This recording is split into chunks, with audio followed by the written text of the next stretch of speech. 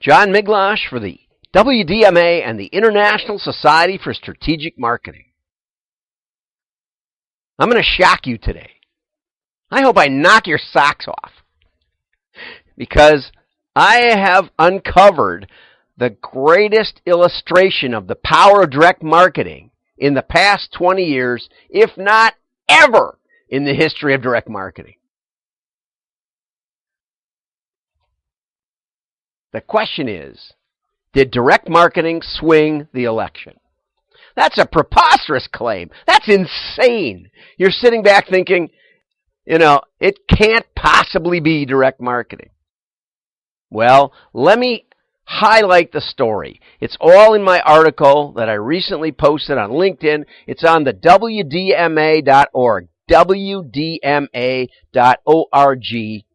along with this video. But the article itself will be there with all the links I'm going to mention and several more from Forbes and from AP and a number of other sources. And I highly recommend you read those sources, because this is so shocking. It's unbelievable. And it's true. And you need to grasp the power of direct marketing. You need it for your company. And I am committed for the rest of my life to tell the story of the power of direct marketing. I have 100 illustrations from my own life, but this one tops them all. So let's get into the story. First of all, obviously, we know that from 2012, there was a great deal of acclaim given to the Obama campaign for their use of big data. If we look back into, say, March, here's NBC News. It says, Donald Trump's campaign far behind on critical data operation. And it talks about the opponent, Hillary Clinton, has all this data. Has data. Data is how campaigns identify potential voters. It's become extremely sophisticated in recent years. And I'm not going to read every article because it gets crazy. But it just goes on. Obama got the votes much more so than his data processing machine. And I think the same is true with me. That's what Trump said. And Trump basically downplayed the whole data aspect of his campaign. Scientific American ran a great story about what analytics happened in 2012 and what Hillary was doing to really, really analyze, but not just to analyze. And this is the important part of this article. It says that she was using analytics for voter persuasion.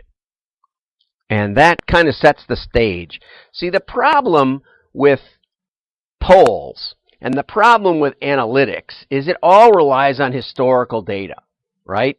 So I might be an upper income homeowner, but maybe I got laid off. Maybe I lost my job. Maybe I lost my home.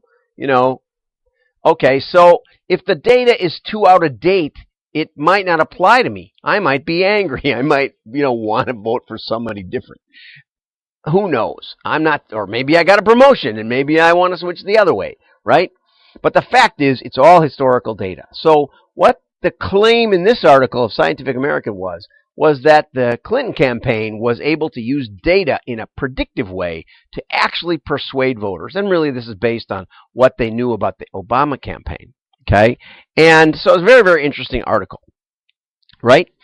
I think one of the things that intrigued me very early on was that at NMOA, which I'm going to be going to again this year in March, often we've had Alex Vogel.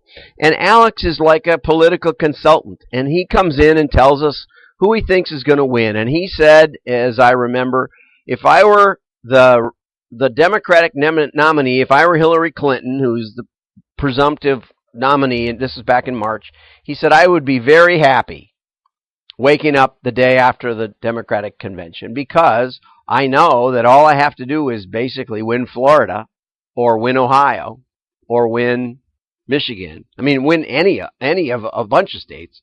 And I'm almost there already. The Democrats started with about 190 electoral votes right off the bat. And Florida with 39 gets you right up to 230, and one more state, is all that was necessary. That's what he said.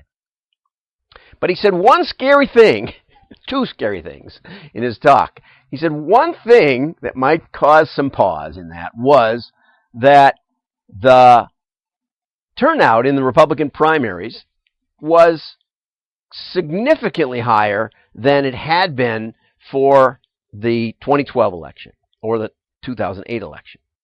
And that generally does have some predictive force. Now, of course, part of it was because if I were a Hillary supporter, I pretty much knew I could vote for one of the Republican candidates. And if you remember, you may not, but if you do, you remember there was a darling of the media. There was a candidate who didn't even go to the debate and had CNN gave him his own special opposite the debate. So don't think Trump doesn't, he had some love for CNN back in the day, right? But what we learned from WikiLeaks was that was partly because everybody thought Trump was the weakest candidate. He had no experience, and he was kind of, saying crazy things and all the rest. And I'm not going to get into that. But the point is, Alex said that there was a pretty big turnout for the Republican primaries, more than the Democratic primaries. And secondly, he said, we keep track of the amount of spending per delegate to the convention. And he said, Donald Trump has set a new record for spending the very, very least money per delegate ever, since we've been tracking this for 35 or some years. He said he is unbelievably underspent every other candidate ever, which was interesting. And it intrigues me. It intrigued me then. It intrigues me to this day because he did the same thing in the presidential campaign. Now, how did he do it? So I was determined after the election to find out. Well, there was a Bloomberg article that came out in October. So it's just a week or two before the election. And, I missed it at the time, but I saw it when I'm starting to look around, and it said there's this guy, this Brad Parscale. I don't know how to pronounce his name, but he was in the trailer at the debate. He was actually doing tweets for Trump, and they have this very, very lengthy article that gives his background, that he went out to Silicon Valley and learned a program out there and did a startup out there. And when 2008 came along, it crashed. He went back home to San Antonio and literally went door to door in the industrial parks and would hang out in Barnes and Noble. And if people were pulling web development books off the shelf, he would tap them on the shoulder and say, "Would you like some help with that?" Well, one day, through networking or whatever, Trump International Realty called him and asked him to do a website. And he bid $10,000, which probably got their attention because it was so cheap. And then he did one for the winery, and he did one for some other things. And when Trump thought about running, before he really announced or anything, Brad did a preliminary site for $1,500. And so how, okay, John, when are you going to get to the direct marketing part? Well, Brad was a self-taught marketer, a self-taught direct marketer. And so let's go back to the map here. Here is the baseline map. Here's the 258 that are pretty much for sure. That was pretty much what Alex said. And if we looked at best case for Trump, the best he could get is 265, which you need 270. So it's just, there's no way he's going to get there. There's no path. There's no path to winning the election, is what they had said. This is the day before the election. This is in Politico, or Politicus USA. And so here's the best scenario for Hillary, 355 to 182 for Trump. And you recognize some of those things. Here's the most likely scenario for Election Day 321, which is a huge margin of victory and very, very comfortable, right? It didn't work out that way. So if you go back to the Bloomberg article, it talks about how they said, Brad, why don't you do the main one? When they were in the primaries, and when they were in the primaries, they had Brad start testing stuff.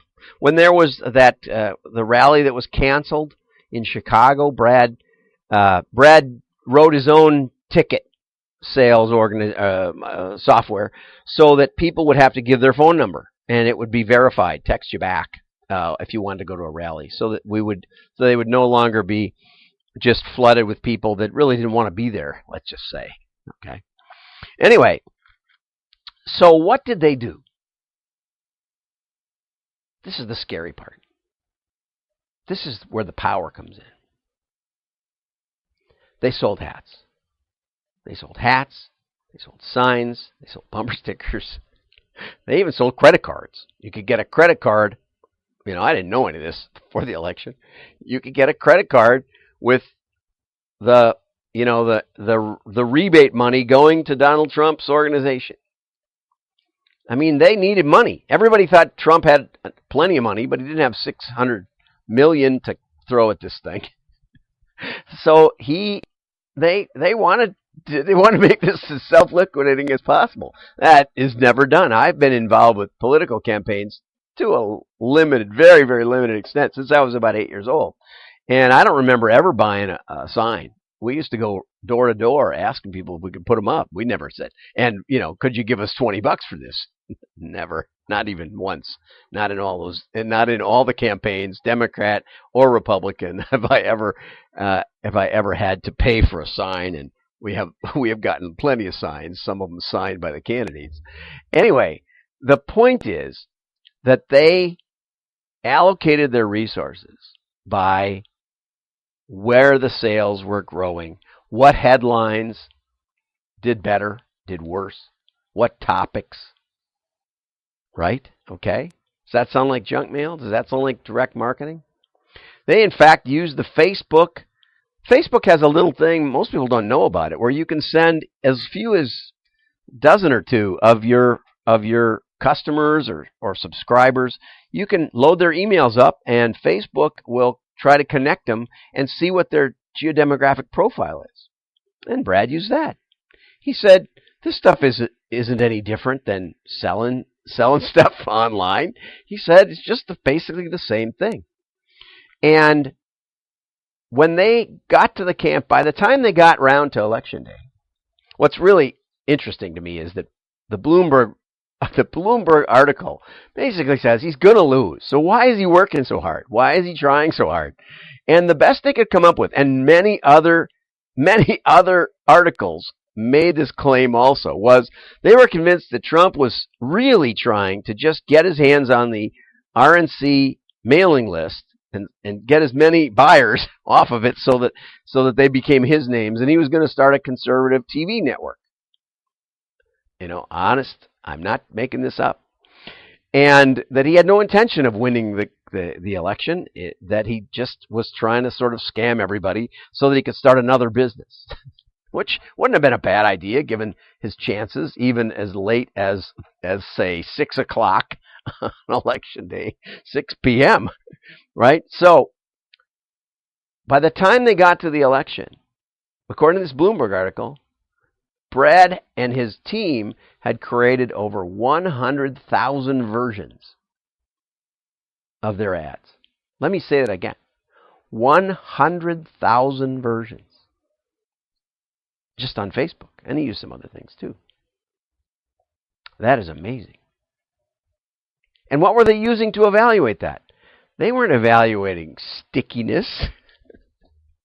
They may have used click-throughs, but mainly they were using bottom line sales, donations, and sales.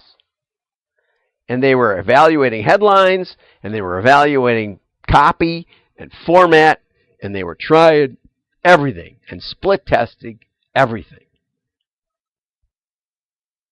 This is so amazing.